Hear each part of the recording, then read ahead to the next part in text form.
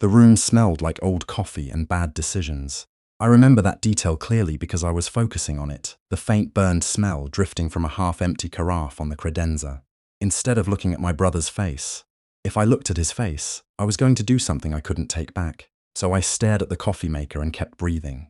Across the mahogany table, my brother sat in the chair that used to be our father's. He wore a jacket I had never seen before. New, expensive, the kind of thing you buy when you're celebrating something you haven't told anyone about yet. His attorney arranged a stack of folders. My brother straightened his cuffs. Our mother sat 2 seats down from me, her hands folded in her lap, her expression completely still. She hadn't looked at him once since we walked in. The mediator cleared his throat and began explaining what was on the table. A buyout of my stake in the company, 40 cents on the dollar, a non-compete agreement that would have locked me out of the industry for 5 years, a clause releasing all parties from liability. My brother had been preparing this moment for longer than I realized. I was 41 years old, and I was sitting in a conference room watching my family's business, the company I had spent 18 years building, get dismantled and handed to someone who hadn't built a single thing in his life. And the worst part wasn't the offer. The worst part was how comfortable he looked making it. Before I go any further, you need to understand something about my family. We weren't wealthy growing up.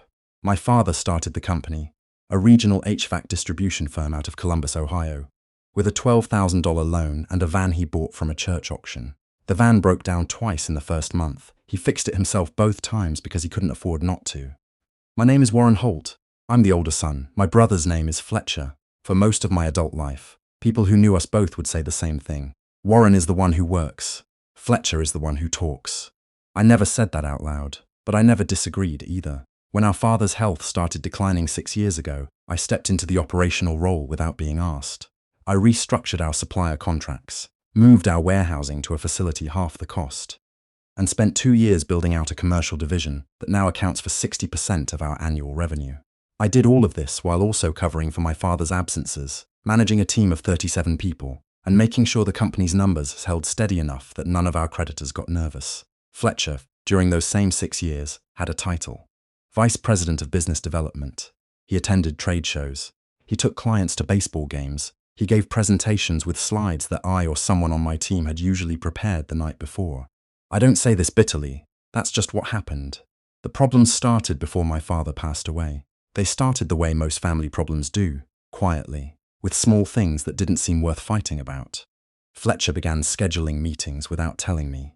He started copying my father on emails in ways that made it look like I was the one creating obstacles to growth. When I flagged a cash flow concern to our CFO, Fletcher told our father I was being pessimistic, that I was resistant to vision. That phrase came back to me 3 different times from 3 different people. He had been using it consistently. After our father died, I became the operational CEO, and Fletcher became the majority shareholder. That was how the will was structured. My father believed in keeping peace by separating authority from ownership. I think he believed we would figure it out together. What he didn't account for was that Fletcher had already been figuring things out. Just not with me. The first sign I didn't catch was a board meeting that happened without me. I found out about it through our controller, who mentioned it in passing while asking about a budget approval. I assumed it was administrative. I didn't push. The second sign was harder to miss. One of our longest tenured account managers, a woman named Susan who had been with us for 11 years, came to my office and closed the door behind her. She told me that Fletcher had been asking around about executive compensation packages, specifically what it would take to restructure the CEO position into a co-leadership model. She had heard the conversations. She felt I should know. I thanked her. I went home. I didn't sleep. The third sign was the one that changed everything. I had forgotten a folder in my office, a proposal I needed to review before an early call the next morning. I drove back to the building around 8 o'clock on a Tuesday night. The parking lot was mostly empty. Fletcher's car was still there, which wasn't unusual. He kept odd hours when he was motivated by something. I let myself in through the side entrance, walked to my office, found the folder. On the way back out, I passed the main conference room. The lights were on. The blinds were mostly closed but angled open enough to see through. Fletcher was at the table with 2 men I didn't recognize and our company's outside legal counsel.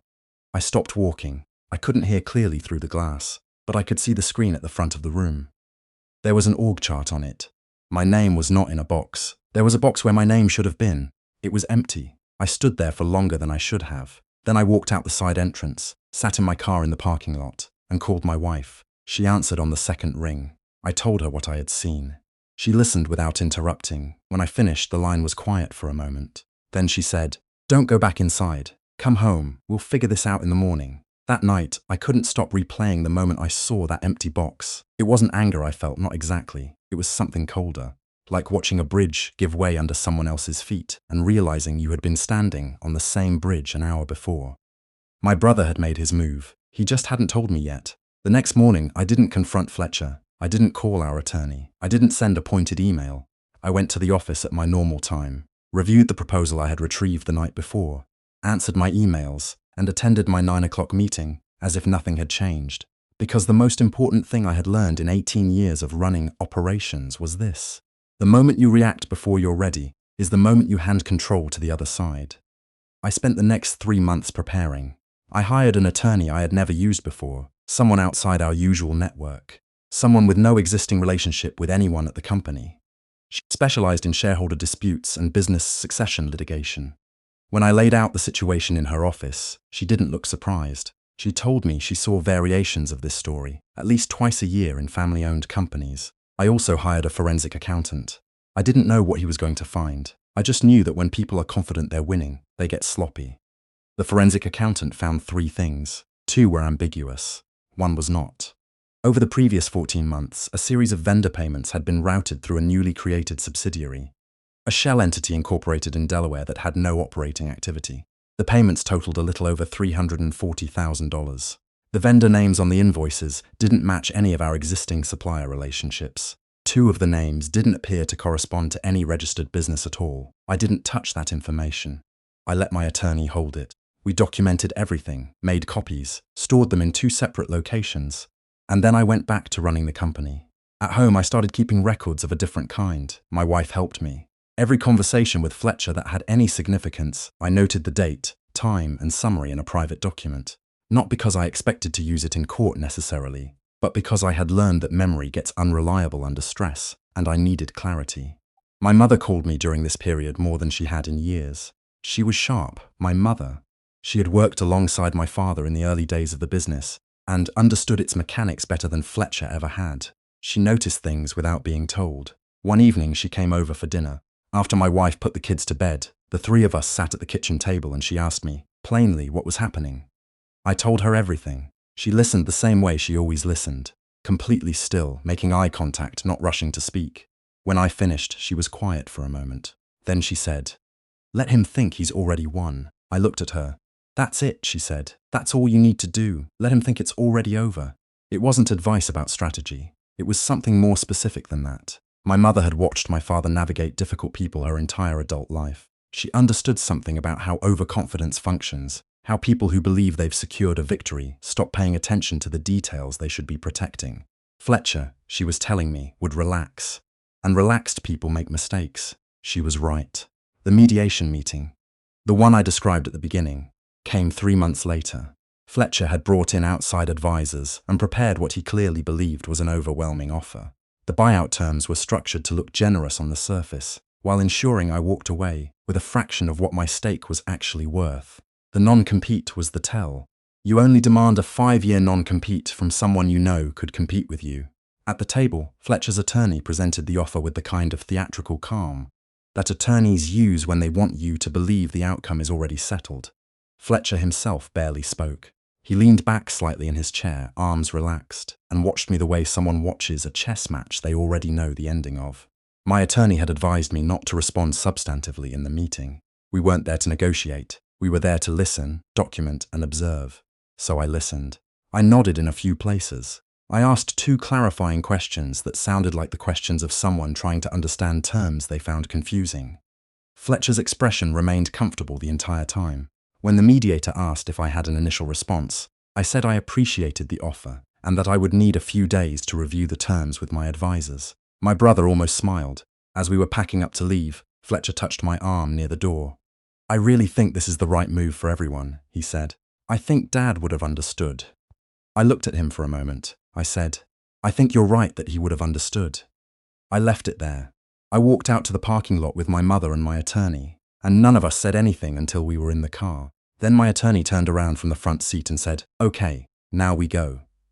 What followed wasn't dramatic in the way you might expect. There were no explosive confrontations, no public accusations, no moment of theatrical revelation in a packed courtroom. What happened was slower than that, and for that reason, more permanent. My attorney filed a shareholder derivative action on my behalf, citing the unexplained vendor payments and the procedural irregularities in the board meeting that had been held without my knowledge or proper notice.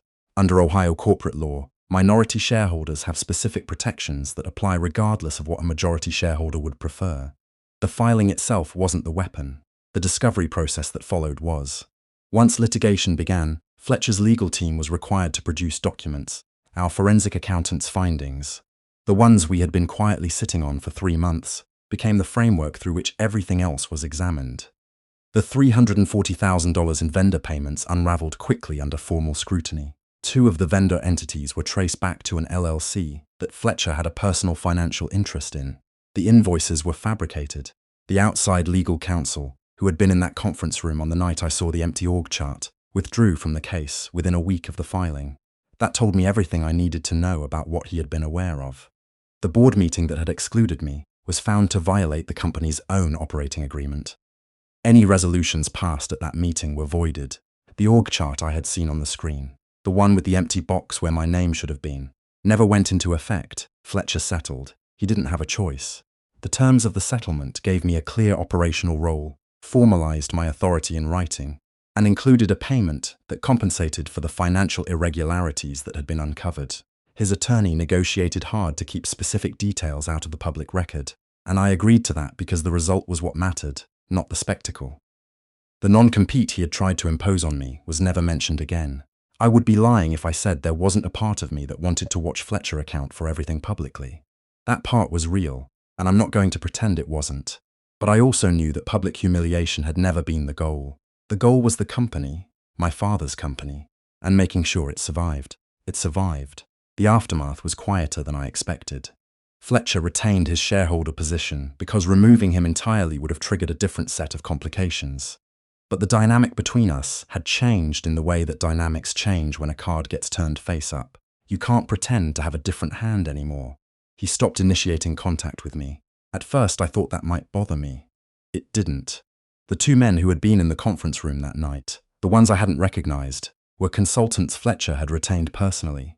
One of them had apparently been advising him on the restructuring plan for over a year. After the settlement, both of them disappeared from the picture without comment. Susan, the account manager who had come to my office and closed the door, got a promotion 6 months later. She earned it. The board was restructured with clearer procedural rules, and an independent director added at my attorney's suggestion. It wasn't the most exciting governance reform in corporate history, but it meant that the specific vulnerabilities Fletcher had exploited no longer existed. Professionally, the changes were measurable. Without the distraction of the internal conflict, and without the uncertainty that had been building in the organization, while no one admitted anything was wrong, the team settled. People who had been quietly updating their resumes stopped. 3 key employees I had been afraid of losing stayed. The commercial division hit its highest revenue quarter since I had built it. My father would have liked that part. What I didn't expect was how different I felt at home. I had been carrying the weight of that conference room for months without fully admitting it, even to myself. The night I saw the org chart, something tightened in me that I had been holding ever since. When the settlement was signed and my attorney called to confirm it was done, I sat in my car in the parking garage for about 15 minutes and didn't do anything in particular. Then I drove home. My wife had dinner ready. My kids were doing homework at the kitchen table. My youngest asked me to help him with a fraction problem. I sat down and helped him. That's the moment I remember most clearly from that entire period. Not the filing, not the settlement, not the look on Fletcher's attorney's face when the discovery documents landed. The fraction problem. A 9-year-old's fraction problem at the kitchen table. I'm not sure I can fully explain why that detail stayed with me the way it did. Maybe because it was the first moment in a long time when I was just a person in a room, not a position someone was trying to eliminate. My mother came over for dinner the weekend after the settlement was finalized. She didn't make a big deal of it. She brought a pie she had made herself. Apple. The kind my father always requested on his birthday, and we ate it on the back porch while my kids ran around in the yard. At one point she said quietly that she was proud of how I had handled it. I told her I had followed her advice. She smiled and said, "You already knew, I just reminded you." I've thought about that exchange more times than I can count in the years since, because she was right in a way that took me a while to fully understand. I already knew on some level that rushing into a confrontation would have served Fletcher better than it served me. I already knew that preparation mattered more than reaction. I had run operations long enough to understand that principle in professional terms. What I hadn't fully applied was the personal version of it. The version that says your worth isn't determined by whether other people acknowledge it. That someone working to take something from you doesn't mean they were ever right about what you deserved. Fletcher's entire plan was built on an assumption that I would be too overwhelmed, too hurt, or too slow to respond effectively. When I didn't behave the way he expected, when I sat across the table in that conference room and thanked them for the offer and asked politely for a few days to review, the plan started developing cracks. Not because I was smarter than him, because I refused to operate on his timeline or react from the place he assumed I'd be reacting from. That's a lesson that has almost nothing to do with business. I spent years in that company being the one who did the work while someone else took credit for the atmosphere the work created. And for a long time, I accepted that because I told myself peace was worth more than recognition. I wasn't wrong exactly, but I was applying that belief in a way that protected other people's comfort more than it protected my own integrity. There's a version of letting things go that's healthy. You release what doesn't matter. You choose not to fight battles that would cost you more than winning them is worth. I believe in that version. But there's another version that looks similar from the outside and is completely different on the inside. It's when you let things go because you've told yourself you don't deserve to hold them. When you accept being underestimated, not as a strategic choice, but as the natural order of things. When someone takes something from you and you call it peace because calling it a loss would hurt too much. I had been operating in that second version for a long time without realizing it. The settlement didn't fix that. Honestly, the settlement was almost beside the point. What fixed it, or started to, was the 3 months between the night I saw the org chart and the day my attorney said we were ready. Those 3 months, when I was gathering information and keeping quiet, and letting my brother believe the story had already ended, were the first time in years I had made a clear-eyed decision about what I actually wanted, and then moved steadily toward it without asking anyone's permission. That feeling, I didn't have a word for it at the time. I'm not sure I have a perfect word for it now, but it was something like, this is what it's supposed to feel like. A few years have passed. The company continues. My brother and I are not close, and we probably never will be again, but we're professional with each other when professionalism is required. My mother still makes that apple pie on my father's birthday. My wife and I took the kids to the Oregon coast last summer, a trip we had been talking about doing for 6 years and kept postponing. I don't think about the conference room much anymore, not the mediation one, and not the one where I stood outside the glass and saw the empty box with the lights on. What I think about instead is what my mother said across the kitchen table while my kids were asleep upstairs. The way she looked at me and said simply, let him think he's already won. Not because it was clever advice, though it was. Not because it worked, though it did. But because it reminded me of something I already knew about myself and had stopped acting like I believed. That quiet isn't the same as weak. That patience isn't the same as surrender. That the people who underestimate you aren't giving you information about your value. They're giving you information about their own. I walked into that mediation room carrying everything my brother thought I'd already lost. I walked out still holding it.